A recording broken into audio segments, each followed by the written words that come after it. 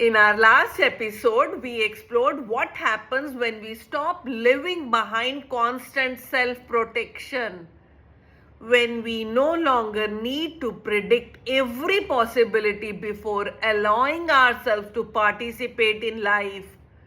But today, I want to talk about something much quieter, something we can spend years overlooking.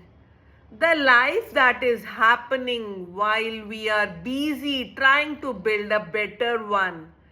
Think about your day today. How much of it did you actually experience? Not organize, not manage, not complete, not rush through. Actually experience. The first sip of something warm. The sound of someone's laughter, the feeling of sunlight on your face, a familiar song playing somewhere, a few quiet minutes when nothing extraordinary happened. Did you notice them? Or were you already thinking about what came next? We spend so much of our lives moving towards something, the next responsibility, the next achievement, the next problem to solve, the next version of ourselves we are trying to become.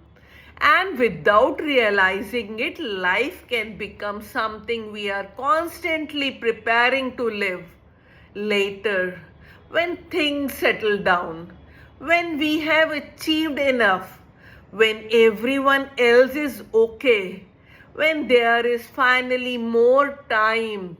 But life does not wait for that moment.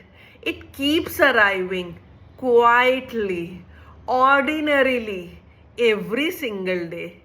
Maybe that is why gentleness can be so easy to miss.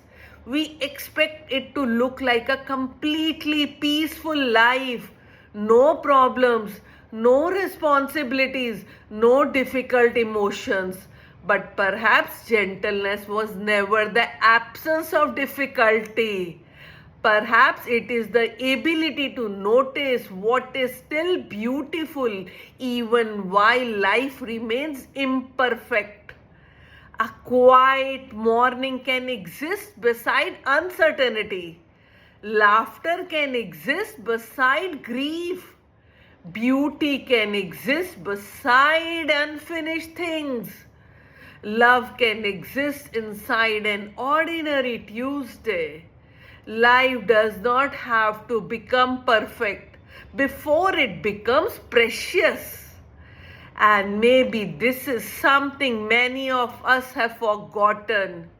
We know how to value milestones, birthdays, celebrations, achievements, big beginnings, important endings. But most of a human life does not happen in milestones. It happens in between them, in kitchens, in car rides, in ordinary conversations, in morning light, in familiar voices, in meals shared with people we love, in moments so small we rarely realize they mattered until they become memories. Perhaps ordinary was never the opposite of extraordinary. Perhaps ordinary is where life has been waiting for us all along. And conscious living asks us to notice, not to make every moment meaningful, not to turn presence into another task, just to be here often enough to realize that something is happening. Your life right now. Maybe you do not need to photograph every beautiful moment. Maybe you do not need to explain it, improve it, share it, or make it productive. Maybe sometimes you can simply let yourself have it. Drink the tea while it is warm. Listen when someone you love is speaking. Look at the sky for a few seconds longer. Laugh without checking the time. Sit somewhere without needing to accomplish anything. Let music finish before reaching for your phone. These are not small things. They are life without the announcement. And perhaps letting life feel gentle again is not about changing your entire world. Maybe it is about changing the way you inhabit it, slowing down enough to notice, being present enough to receive, allowing enough space for an ordinary moment to touch you, because there will always be unfinished things.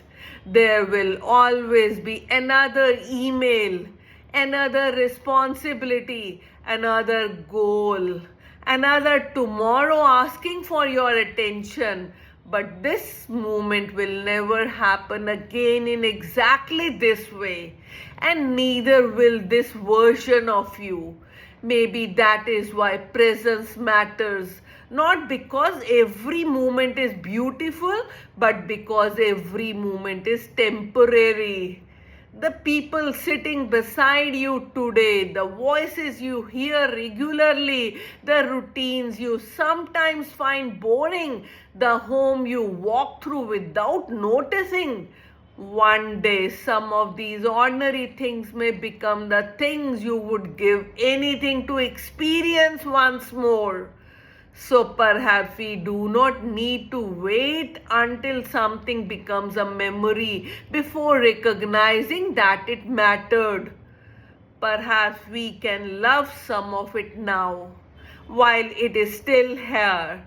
Maybe gentleness is simply this: not rushing past your own life, not postponing joy until everything is resolved, not requiring an extraordinary reason to feel grateful for an ordinary day. Just being here for your own life while it is happening.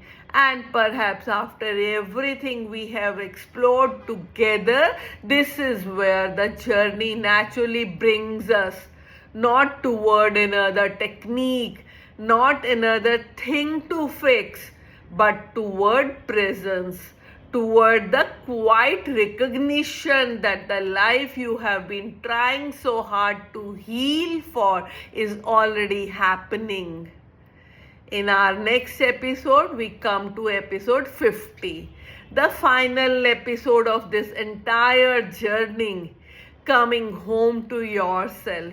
We won't search for another wound. We won't uncover another survival pattern, and we won't ask what still needs fixing.